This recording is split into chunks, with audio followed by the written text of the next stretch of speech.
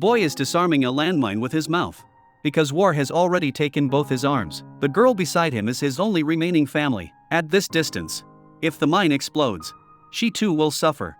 But she chooses to stay with her brother, along the war-torn Iraq-Iran border, reportedly seeded with 16 million landmines. These orphan children dig up mines with bare hands to survive, selling them cheaply to arms dealers. Children with limbs blown off by mines are commonplace.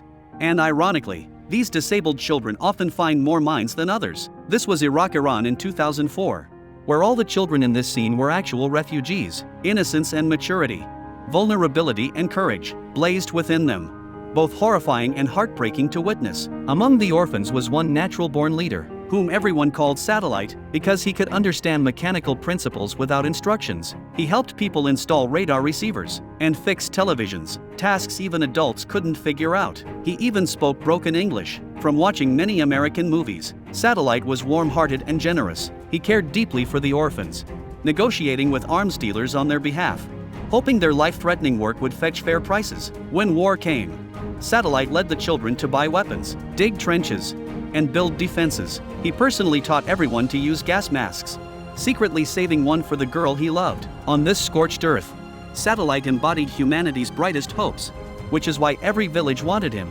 and every child admired him. One day in a minefield, Satellite encountered a stranger who challenged him, a boy with no arms. This newcomer also brought children to dig for mines, and seemed to possess some psychic ability, finding numerous mines wherever he pointed. Satellite disliked having his small authority challenged, so conflict arose with the armless boy. Despite his disability, the boy was fierce, headbutting Satellite and bloodying his nose. Though hot-blooded, Satellite remained big-hearted. Later, when the children gathered at war ruins to earn money moving artillery shells for adults, the armless boy suddenly warned Satellite that a certain truck would have an accident. Satellite had heard rumors of a child at the Iraqi border who could predict war events, whether true or not.